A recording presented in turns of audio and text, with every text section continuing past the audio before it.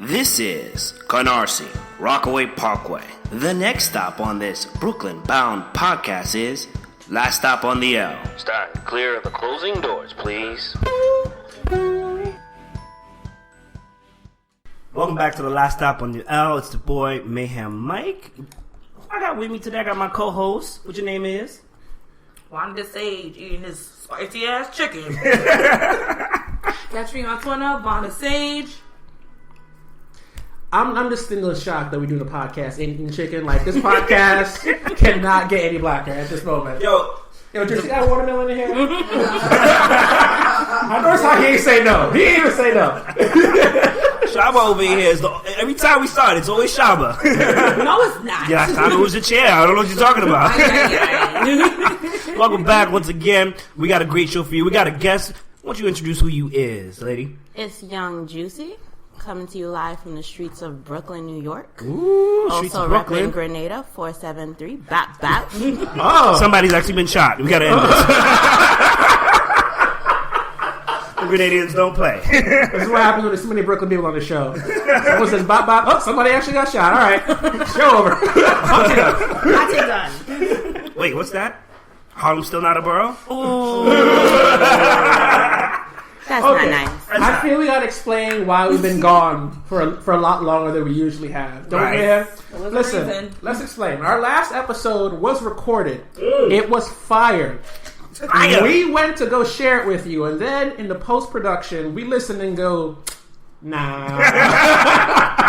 Nah. Straight trash. We had that moment that rapper has when he thinks he has a hot album, and then they sit through that first listen and go, nah. Like, we'll keep the beat, just not the lyrics. This ain't nothing of what you want right now. So we apologize. So this is going to be episode 8.5.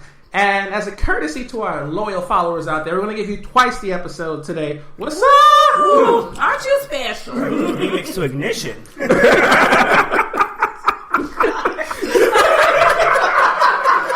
I'm sorry, I had to say it. Oh, God, my brain. You know what's funny about that? We were literally having a conversation about this yesterday with my friends, and they're like, yo, R. Kelly didn't write I Believe I Can Fly. Somebody else wrote it, and he covered it. I'm like, no.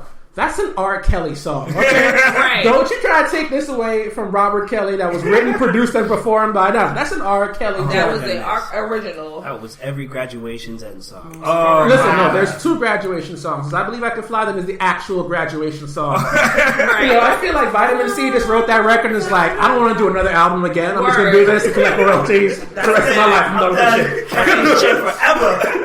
Mic drop. I'm out. So yeah, we recorded the show. We had some hot fire for you. Maybe we'll release it, you know. Our lost tapes. A lost tape. A lost recordings. Oh, the last stop on the L. Good Lord. You know, follow and we'll let you know. Definitely. So we're going to kind of go into this. What's a good transition for this? Speaking of black people. Or non-blacks, if you really want to say. Yo, congrats to Ben. Mr. Ben Carson himself. You played yourself. Soupity duper. Mr. Sunken Place, he said, you know, that's what America's about. He made a great speech. He said, a land of dreams and opportunity. There are immigrants who came in here in the bottom of slave ships, worked even longer, even harder for less, but they too had a dream that one day their sons, daughters, grandsons, granddaughters, I don't know why he's even going after this. Like, I'm going to end it right there. If you don't know why we even brought this up, the actual line about there are other immigrants who came here in the bottom of slave ships, it's really what's the word I'm looking for? Alternative facts? Alternative facts. There you go. Right. That's what I said. You know, and he also believes that, you know, the pyramids, one of the world, weren't actually magnificent tombs of the pharaohs, but giant silos that stored grain. He also said in 2004 that the Affordable Care Act, if you don't know what that is, that's Obamacare, is the worst thing that has happened to this nation since slavery. Yes. Giving 20 million people health care is worse than slavery. Put that in context. So one of the things I'm going to bring back that didn't make it. Yes. is he's no longer invited to the black cookout. Like, know. he's Listen. not allowed to know He was about the black listening- cookout. Right. When was he Hold ever on. invited Hold on. to the No, cookout? there was a moment he was in that cookout when you released that book, Gifted Hands. Boom. That's a very inspirational book about a kid coming from the poor part of insert city here. I don't really care about his backstory. And making it to be a neurosurgeon. And then we all realized something one day. He crazy. And people keep talking about the black cookout. He not invited to the black group chat. Get out of here. Like, yeah, there's levels to this. Big Mama said, "Don't bring that boy to my store, Steph. You crazy." We're gonna coin it now. We're gonna start the black group chat. He wasn't included. They just didn't get that notification. Blocked. Ben Carson. And I'm petty, so I'm gonna send the picture to everybody. I'm gonna screenshot it. Like, just in case you didn't know. Just in case. You know what kills me is like, okay, if people, let's say, hypothetically, there were people underneath these slave ships, ain't no one came out and said, yeah, that was us. Oh, so you just gonna just completely fabricate some shit that never really happened? Because who are these people? I would love to know. Oh, he was referring to slaves as immigrants, which is a problem in itself because, you know, an immigrant So by there was a definition... subcategory of slaves? So those immigrants and then slaves? No, he was saying slaves. The slaves are the immigrants. immigrants. Like, they Okay. came here willingly. Like, let me pick your cotton, bro. Like, Ain't going on but this gazelle. shit. I'm out here in, like, Africa, like, thriving, but I heard you got, like, cotton and whippings to offer me. That sounds like the word right now. That sounds like And fun. new names. And new names. What's that? I won't be counted as a person, but named as one? Oh, okay, why not? So I think this is an issue. You know, it's a huge issue. Oh, when we supposed to talk about the travel ban and had an impact on African and Middle Eastern countries? Middle Eastern. Oh, we're talking about... Oh.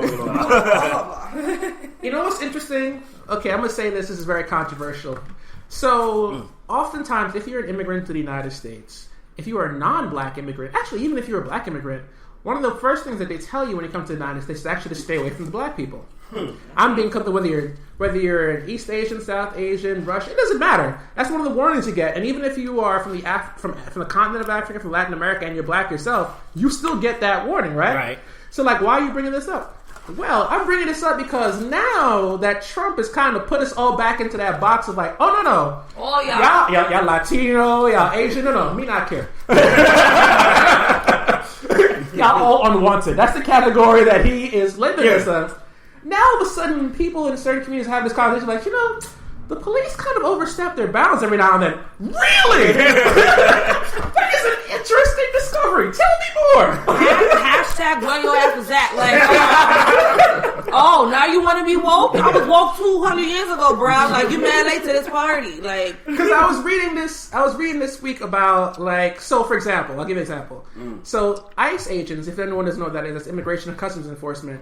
There's recently been a study about how aggressive their tactics is. So, like, how aggressive can they be?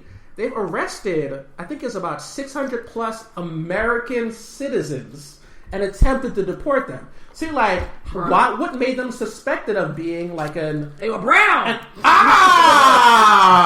So in that moment, it went from Bullshit. I was guessing that, like, oh, they were brown. Oh, no. Damn. My favorite one is when they arrested a dude who was from Puerto Rico and tried to deport him. In case you don't know this, when you're from Puerto Rico, you are a born citizen. Like, that's not a naturalization It's a process. commonwealth. Ladies and gentlemen, Shaba got out the chair and walked around. The guy's mother, this is a true story, brought down his birth certificate that said Puerto Rico and his state ID, which reaffirmed that, you know, he's an American citizen. You're like, no, we don't believe that. What? Where did he report him to then? That's another question. So they're not going back to so here's the thing. They're not going back to their countries right away. They're going to these freaking immigration Detention centers.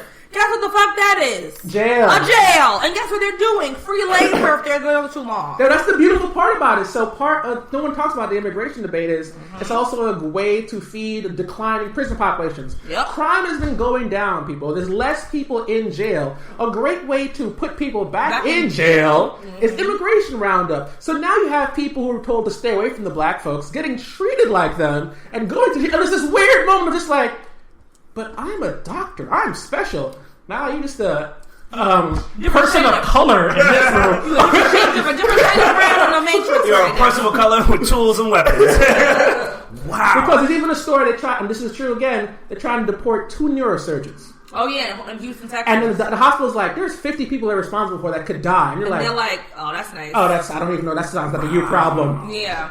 Oh, it gets better. The worst part is, in terms of like when they realize that like the depths of which police abuse can happen, because the reason I'm saying ISIS police, even though they're not traditional police, when they do their raids, they wear police jackets, Yeah, we see uniforms, that. right? Yeah. There was a woman who is married to an American citizen who went in for her interview to begin the process of becoming a permanent resident, right? Mm-hmm. So they arrested her after her interview. What? So you want people to, you want you want people to stop being undocumented. She's doing that through a legal, perfectly allowable way, and you literally just wait for her to come outside. Well, you don't have your papers yet. You're going to jail.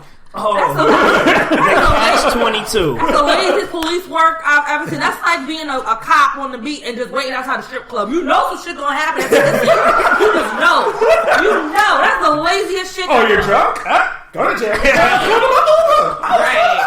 Exactly. It's the laziest shit I ever seen. And I think that's a weird moment of reckoning for a lot of people because they thought they were. I'm not going to identify any particular groups, but we know that anti-blackness is not something that's refined to people to the United States, or to people think like anti-blackness is something that just purely exists in white supremacy. It exists in other parts of the world. Like, I'm not from a place with a large population of black people, but anti-blackness is very familiar to me. Right. So, exactly. So now that it's been like this realization of like, oh, so when y'all were like, this all affects us all, and I thought y'all were just BSing, but now they hit me with this nightstick. I really see the consistency of your point. I really see where you're coming from, sir. This hurts. Wow. Isn't that crazy? Wake up. The funny part is too, like, as part of that whole immigration backlash, we have a lot of Trump supporters that are actually illegal immigrants that voted, and like there was one woman, I think she was like Idaho, whatever. Well, no, they can't vote if you're an undocumented immigrant. You could, but their spouses were right. That's what it is. Their spouses, they're citizens. illegal, right? And then the Trump supporters, if someone in their family voted and you're illegal, they don't like you. So this one wife got her husband snatched away because she voted for Trump. Oh, you know what? But here's the thing: she don't work. He was a breadwinner because he owned a business. You know what?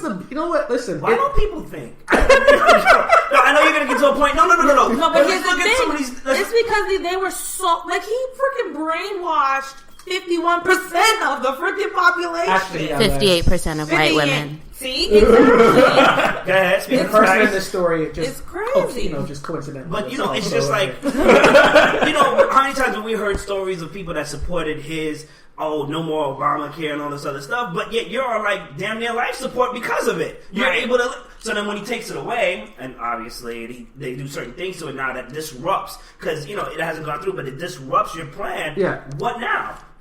What now? Like, why don't you think ahead? Well, you know what? And then what are people like? Okay, here's what.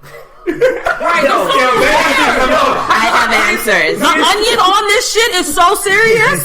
The layers, man. My biggest concern. Okay, we live in America. Yes. Okay? We love our freedom of speech. Now, I believe our culture here, for everybody here, we know what it means to speak. Since you're young, you have the ability to speak. Your parents are you. You can say what you want to say, but understand that this and this and this will hit this and this and this happen. There's consequences. There's cause and effect, right. That's what I'm getting to. So sometimes, silence is needed. Okay, fine. Speak your piece. Say what you want.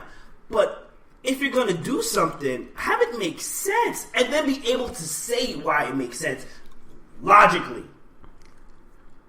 Am I the only one that feels that way? No. But the reason that these people can't come up with the reasons why is because they're lower class, uneducated white people. Boom! So they literally don't have the education to make these points. I'll be the first primary cosign on that shit. I am here to love everyone. We are singing Kumbaya. You a lie. Okay. I just want one thing. What does make America great again mean? Slavery. Oh, okay. I figured, did they actually say that? Is that the definition? They didn't have to. Oh, okay. Right. We'll have to talk about Tommy Lauren again. Oh, yeah. Not now. Oh, God. But it's just, to me, it just doesn't make any sense. You guys want to push this action, go forward, and you want to stand for things like make America great again, but don't have an actual definition. And yes, even though they may be lower class, you gotta have some uneducated lower class. Common sense isn't common. Sure ain't. Because I'm also lower class, but I have my college degree. Boom. There you go. And I'm high-fiving the sister across the table. That's happening. Listen, my favorite part, because when I read the story of Anna that you're talking about, and I know sometimes that these stories are put as like emotional think pieces to get you to feel, empathize with these people. And I didn't. Me either. I was laughing. Wasn't that funny? I was kikiing. I wasn't laughing because at the end of the day, it's still messed up that a guy's about to graduate from his family. She laughed a lot. But in that stupid ass. No, but in that moment, with you. In that moment, that's how I felt. I'm sorry. Oh, want to repeal Obamacare, not having life support ass. Don't know it's the same as Affordable Care Act. Got your husband deported, you ain't got no money ass. Y'all like 21 Savage in politics. 21. The level of not giving a fuck I had this week was on 10,001. Here's why. So it's not that I empathize. And like, I didn't laugh, but in that moment of when you look like, I didn't expect him to do this, that's the moment that always gets to me. It's just like, how? He said that every day for 2 years. But the funny thing is, 2 damn years. Like, did you choose to not hear that? I think the thing that pissed me off the most, and I think we should go to the next subject, but it's like, okay, he flip-flopped on everything he's ever said. He's had to renege on almost every statement.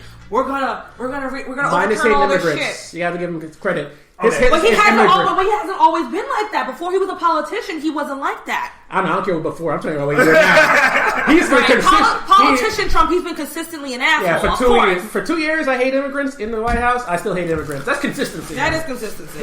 I just hope they feel like we don't. We're monsters. We're just not gonna feel sorry for them. That's what it is. I think a lot of people are like, no matter what, I'm going to do this evil thing that goes against other people, but I'm okay. People are going to feel sorry for me if I'm wrong. Right. Bruh, the wake-up cereal is here. No, it's not here now yet, but soon. All right, so we need to move forward from this. I know, because Vaughn had to get up and walk away. Mayhem decided like a brain freeze, like, what? 21. So, anyway, speaking of women, hey, can we talk about, because we didn't really actually do an actual podcast about Women's History Month in depth. We need to wrap that up. We need to give shout out to the women. Yay! Woo! Woo woo! So enthusiastically. Y'all could have came better on that one. My poetry was distracting me. I'm sorry. Yo, from now on, you can't eat, Jordan. You can't eat, right? We need to nail the chair in the ground. Don't blame me. But you know what? All right, let's do this then. Why don't you both tell us, Juicy and obviously Shaba, what it means to be a woman, much less a woman of color? Oh, that's a simple question. Boy, you didn't warn me that I was going to define get deep yourself. on this show today. Go. What makes you? It definitely means living in your own truth and not letting people shut you down in a sense, especially being a black woman. We always have to be docile, otherwise we're angry black women. Mm-hmm. And I will not disclose where I work, but I work in a place where I am also seen as part of the leadership team, which does not consist of many women of color. And when people piss me off, I let them know. One, because if I don't, things won't get done. And two, because I can be angry. I can be a person, I can be angry. I can be black and angry, and y'all just gonna have to deal with it. Yeah, definitely. I agree with you 1,000% on that. I have too been in management before, and I left that because I felt I wasn't getting enough support from my upper management, and I don't think that was based off of my race, and I'm hoping it wasn't, but I also feel like it had to do something with my gender. Being one of only a few female managers did affect me personally, because I got to see what it is like to have some power, but at the same time, you're still underneath someone's thumb. But in today's day and age, we definitely have a few more step ups, but being a woman of color, I also often feel like there's this duality I have to play between being assertive and being, on it, but then at the same time having to prove to people that are around me that I'm not angry, and it can be very frustrating, especially when you're trying to get something done. I'm very professional. I've been working since I was 13 years old, and I am now 30. So that's a decent amount of time working. So, you know, I've learned a lot and I've seen a lot, and I work in hospitality, you know, when I'm not doing this. So I also feel like when you're in sort of a service industry, that can be taken to another level of, oh, well, you're the help. I'm the help, but I will help you get to the floor as well. If there's a problem. So I can't do certain things no more. Anyway, I digress. Hope you catch these hands. Right. 2017. I'm gonna get you a shirt that just says the quotes, catch these dash hands. And on the back, right, I'm back in the back. I'm okay with that. I will wear that with pride. That's been added to the group chat. But I definitely feel like I've taken some licks growing up as far as being professional and doing certain things as a woman of color. But I also know the more I take on, the easier it'll be for the person that's coming up behind me. So it's worth it, because I know the person that preceded me went through God knows what. So this is the, you know, if I have to take a few chinks to my metal of my ego, I'll take that. So my daughter will eventually not have to take any chinks and be a boss and be like, yeah, sit the fuck down. So yeah, that's how I feel. This is a little off topic, but it flows right in. That being said, since you go through so much, obviously, what is success for you at the end of the day mean? Like when you retire, when you're, or even now. As right a modern now, woman? Yeah, but as you a woman right now, what does success mean for you, and what does it mean for the future? For sure. So I will say that I work in education, with a lot of primarily Black and Latino children. And I know a lot of the girl children look up to me. I get kids that'll come up and compliment me on my outfit or on something that they know I was planning, and they're like, oh, this turned out really great, Miss Williams. And I'm just like, thanks, children. So success for me is definitely being that positive person that they could look up to. And yeah, that's just being like, so success. I want to be that person. Yeah. Okay, that's interesting. Success for me right now is being able to walk anywhere in this world and feel comfortable. I often feel very comfortable no matter where I am. I got exposed to a lot as a kid, so It's because you're from the Bronx, though. Harlem. Anyway, I'm what's there? How about that? I'm not saying anything. Anyway, People having such a sweet, positive moment, and then they see this is why I'm playing their asses all the time. They be I like, said nothing. I apologize.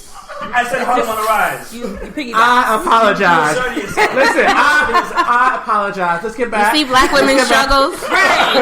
That's that mansplaining shit I was talking about before. First of all, I wasn't mansplaining anything. You interrupted I was me. misstating a fact. Okay, thank Well, you. you lucky that the shit that, you know, I'd knock over your microphone if I wasn't scared or fuck up the damn podcast. Wow, then. All right, fine. Anyway, I love you. Being able to walk in anywhere in this world and feel comfortable, not giving zero F's about, you know, what people think of me. I have that a little bit now because my appearance is very, you know, general looking Black girl, whatever. But I flip my hair a lot, so like right now I have what is this, like a little mohawk situation that's really low cut. Don't look at me to comment, because last time I Oh, now commented, you I not got in looking? trouble. Oh, okay. So don't look at me to comment. What you're looking at. Right. Oh, that's so funny. oh, messing up where I'm from, mansplaining and being wrong at. I was right. It was uptown. It was a general region. Trying to get out of this. That's the thing. You from Flatbush and you from Canarsie. I am from East Flatbush. East Flatbush, what's up? Anyway. Right. The womanhood. Shh. I am okay. So yeah, being able to walk anywhere in the world, be okay with that. In the future, as I've gotten older, or as I get older, I would think success for me would be just being able to own everything that I have. I like owning my own property, land, businesses, and just having a good, solid foundation for my legacy, because I intend on having a legacy. Okay. I know we discussed this last time, but again, listeners haven't heard this on the Lost Tapes. So my question is, do women judge each other differently when it comes to defining success? Because there's the outside world, and then there's like the subgroups within that, right? Mm-hmm. So, for example, if you did own everything, and but you didn't, for example, like do a traditional thing, which is, for example, like having kids and a husband, would someone then judge you as unsuccessful? Or if we move past the point where being a woman and having what you just described without a family, which is the more traditional view of success for women, does that still make you successful? Have we moved past that point where it's like, this is a conversation that needs to be had? It's just like, who cares? Do you? Growing up, I've definitely, we touched on this last time, Lost Files. Yeah. It depends on the company you're keeping, because your success, when you get to a certain age, your success is no longer dictated by who you hang out with. It's about what you find your own inner success is. Yeah. So when you have your own personal goals, your own, like track, you're more inclined to attract similar friends and females. Okay. So, okay, Devonna wants to be an entrepreneur. Guess what? She's going to hang out with other entrepreneurs. She's going to hang out with single mothers if she's a single mother. She's also going to hang out with, women that think similarly to her. So, because of that, I think this day and age, you can definitely, map out your own success and not have it be like super pressured from, the outside world. But then at the same time, within your subgroup, there can be certain pressures. Okay. But at the same time, if you're strong within your own, in your own walk, in your own life, you're not going to really worry about that. Okay.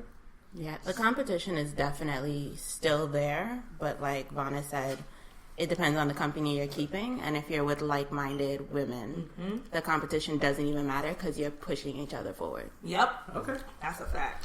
You spoke on a very good word that I wanted to bring up, believe it or not. You said traditional, and I was going to ask you, that being said, as a woman of color particularly, what it's like for you guys in the dating world now, before, if you're in a relationship or whatever, and then where you think we've come from, because I hear the word traditional. We want traditional men. We want men of traditional value back, because, all these things are gone. But, how does that apply to you guys now?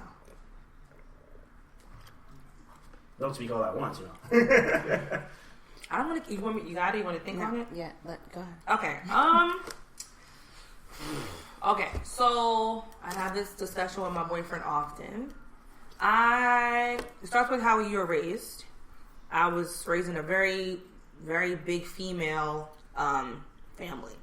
Because of that, we did a lot of things ourselves. My boyfriend grew up in a actually really big family where there was a lot of mixed gender, but the men worked a lot. The female stayed at home, raised the kids. I had to do both in my family.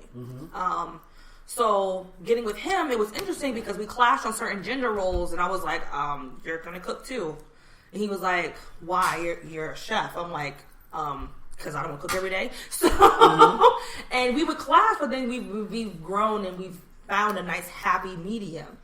But again, as you get older, I feel that you can create your own sense of tradition.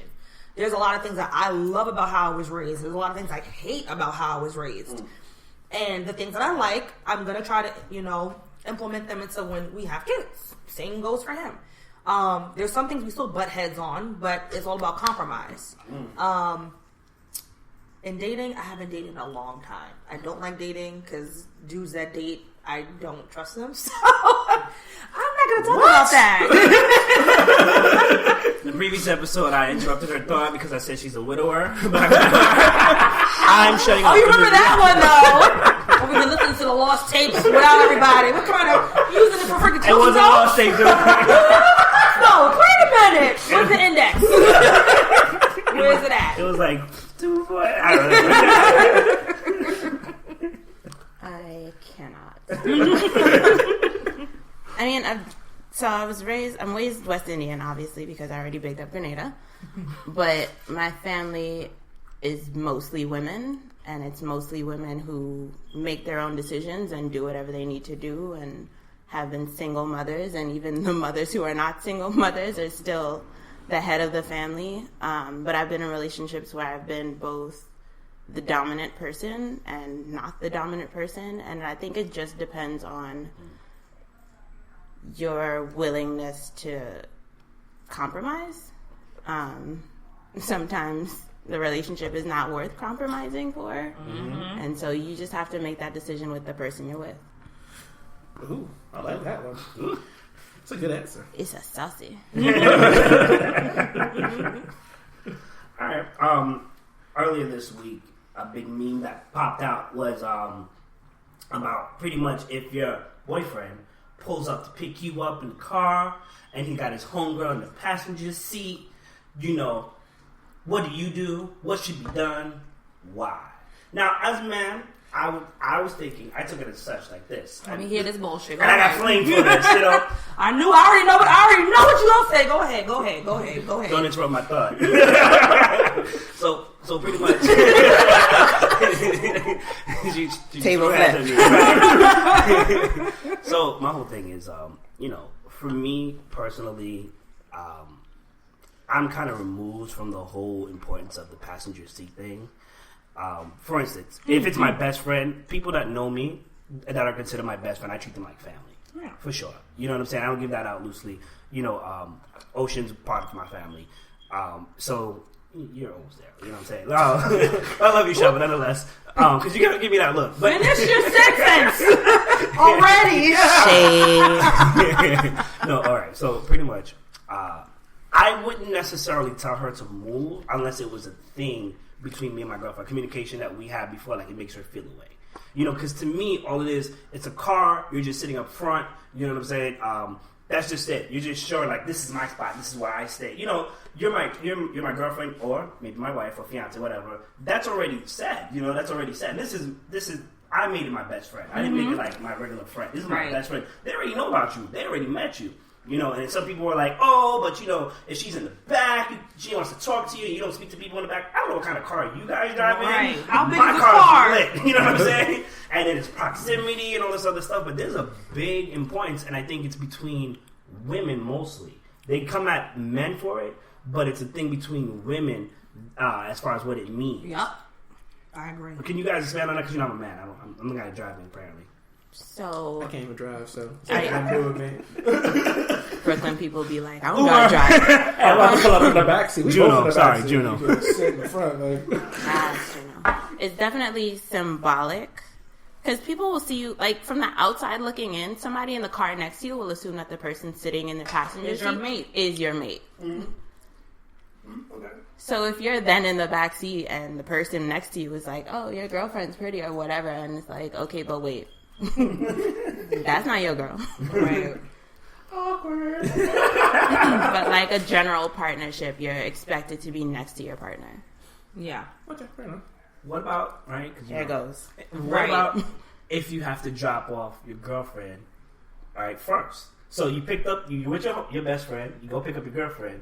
Does she have to stay in the back? Because that's a lot of, musical jazz. Get the hell out get out the fuck out. Why are you in the front? No, I'm sorry. I'm out the black. Anyway. If you know she about to get picked up, why are you sitting in the front anyway? I'm not going to lie. Wait. Thank you.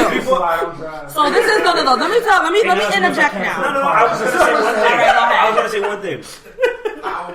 Although I don't think this is an actual problem, because I feel like a lot of women think on this and they don't want to be that woman to kind of go through this. They'll get up and move anyway. No, not everyone's like that.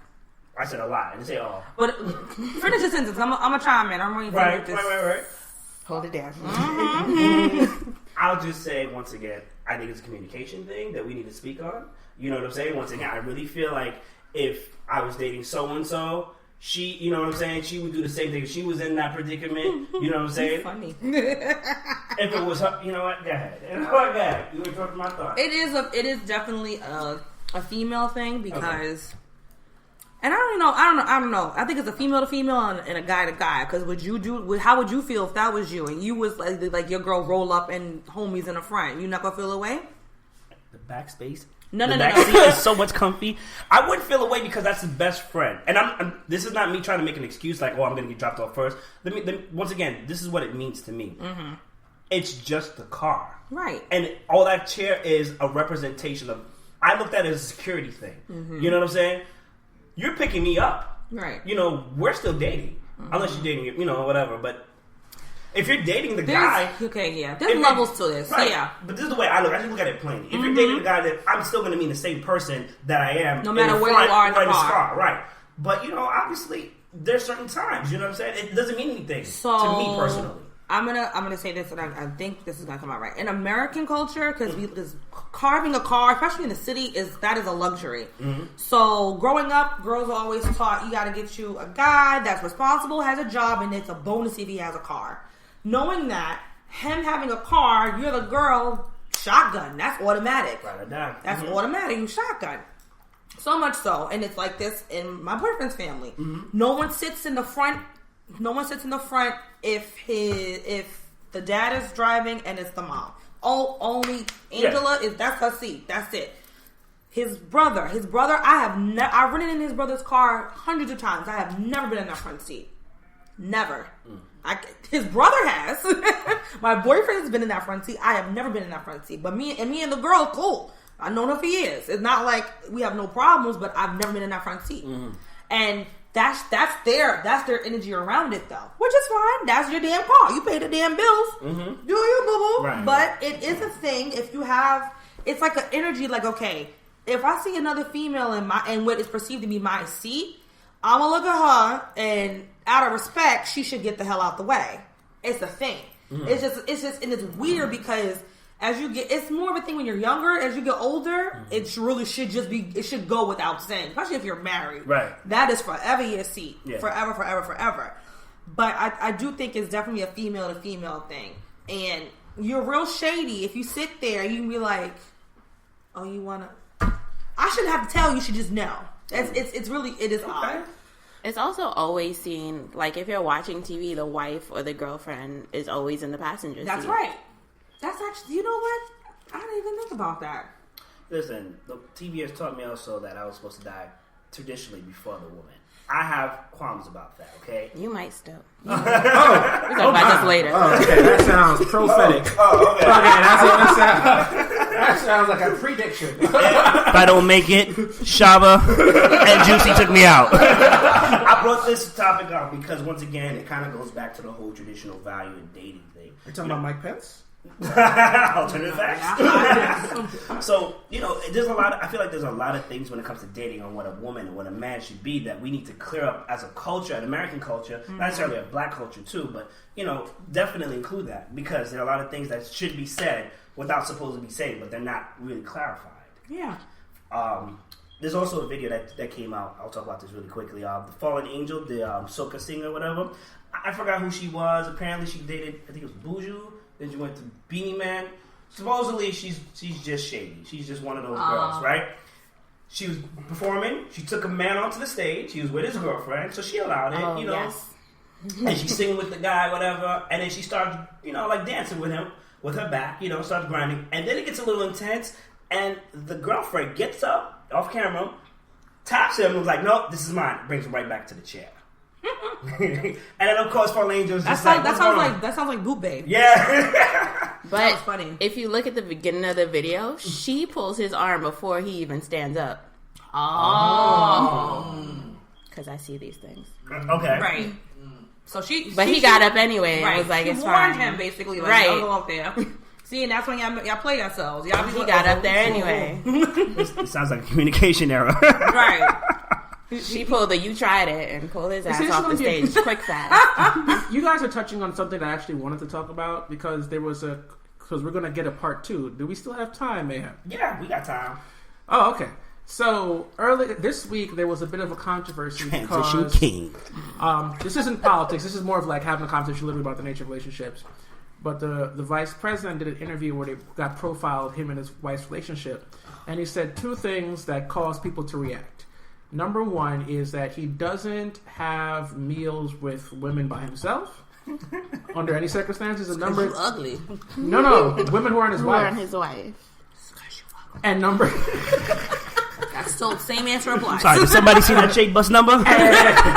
And And number 2 is he's never at any event or function where alcohol is served without his wife present. So the conversation then became, okay, what the hell does that mean? Because my first reaction as a man hearing that is like, you declaring that you can't be at an event with alcohol present without your wife, that's not reflection of the alcohol affecting people's behavior, which is what his excuse was. Like, alcohol makes people more loose. I'm not going to deny that, but I'm like, that seems to be... So does power, sir! I'm like, that seems to be more of an indication of, like, your lack of self-control. Because I'm like, do you have an alcohol problem that you physically need your wife there to be in the room? That's the Didi. Because that's a weird... She's a babysitter. That's right. And number 2 is... Babe, hold my hand while I feel like... And number... I've actually done that before. I feel like you're not a man unless you do that too. I'm sorry. Oh yeah, y'all too. If you got short hair, hold the neck. That's all I can say. What? There's a lot of bobbing. Listen, when you drop that porcelain bowl, Oh god, this was a serious issue. This was a serious topic at some point. Oh. Started from the bottom. I feel like that's how you know your relationship is strong when you're in that moment and just yakking the other person isn't disgusted with you as a human being. Right. Just that's love. Am I still pretty? That's the dumbest Not in this moment, but when you get up tomorrow, once you get the Listerine going, you're good. Pre and post, you were good. You're good. So another thing was that when he said he doesn't have meals with women by himself, I'm like, that's not the first time I've heard it, but now when it came from him, it made me think because, okay, so a lot of people, specifically if you're like in a white-collar field, will have dinner meetings, right? Right. So that means that if you're a woman, if all the married guys in your department did that, dinner meetings are where business deals get closed. Now, that means you're not doing shit. You're not home and making that dinner. That's what you're doing. No, you're not going to be allowed to have these meetings to have with them. Right. And I'm like, I'm working to field a nonprofit. Imagine if I just declared that all of a sudden. How many people have I just shut out if I'm like, say, for example, a CEO of a company? And I'm thinking to myself, like, I didn't think about it until this moment. I've heard men say that before, and I'm always weirded out. I'm like, wouldn't it just be easier to just be like, hey, to my wife, I'm having the meeting with this person from this place to this time, and like, if you give it a clear meeting and then you leave, like, I don't think that's anything strange as opposed to all of a sudden, if somebody's just like, yeah, I was having meetings once a week for the last 6 weeks with this person, like, okay, that's... All right, whoa, that's shady as hell. Right. But like this, I feel like this opened the clear of like these, like I'm not going to interact with women who are my wife. I found it interesting that we live in a country where we, for example, judge the Taliban for their anti-women policies. I'm like, how is this that different? Because you're really declaring like, yo, if she ain't here, I ain't doing none of y'all. I'm like, but aren't you an adult? Like, what settings does this not apply in? Right. What if you're doing a women's health forum? Can you not be in the room? You mean the forum that doesn't have any vaginas in the room? Okay. Actually, this answered my point. So, again, American Taliban stuff. But it's kind of like in a relationship, like, is that strange or is that understandable position to take? Because that's what I can understand. It's strange. As a dude, I thought that was weird because I'm like, why can't you just have the conversation before? Especially if you're in the field. It's strange. That is free suffrage shit if I ever heard of it. Like, what is it, 1932? You trying to play me? No. Nah, wait, it's strange because when I first heard that, it made me think that he's telling on himself. Yes. Like he's doing something. It sounded wrong. like you sound mad sus, sir. What are you doing? Like you've done stuff and you're public saying, I've done stuff. I'm not going to do it again. My wife is making me do this. Yeah. Help me, fellas. Right. I did not have sexual relations with that woman. Right. Somebody flashed the camera on me. Like help me. Because it's like, why can't you have a dinner, a meeting, anything with a woman at all? You know what I'm saying? She's gonna show you your titties. Her titties. That's why. That's making the assumption that every woman wants to have sex with you. That's another thing. That's what tells me. Because I promise you, no woman on Capitol Hill wants your old penis. No one. Okay. That's gonna be the chastest damn dinner meeting you've ever had in your entire human existence, sir. No one wants your wrinkled, forever needed ass penis. Peanut butter. She's good with Yeah, I'm about to just throw some flex bombs behind this for a second. Cypher don't kick. Well, no one wanted, sir. You can have it. Yo. Okay, Turn I it into an innie if you need to. I had to bring that up. I had to bring that up because I started asking. Oh, we're gonna have to continue this conversation. It looks that way. All right, so stay tuned for part 2. It's your girl, Vonna the Sage, Young Gift and Black Diva. Make sure you follow and subscribe us on Facebook, Instagram, and Twitter. It's your boy Danny Ocean, the Two-Hood Villain, DANNYOCION. Find me on Twitter. Find us on SoundCloud, iTunes, Google Play, TuneIn, iHeartRadio, and Spreaker, even though I know you don't use that. It's your boy Mayhem Mike. I have no Woody come back. You can find me at YFR Mayhem on Twitter. Also, don't forget we are on Twitter. Last stop on the L. Subscribe and like, people.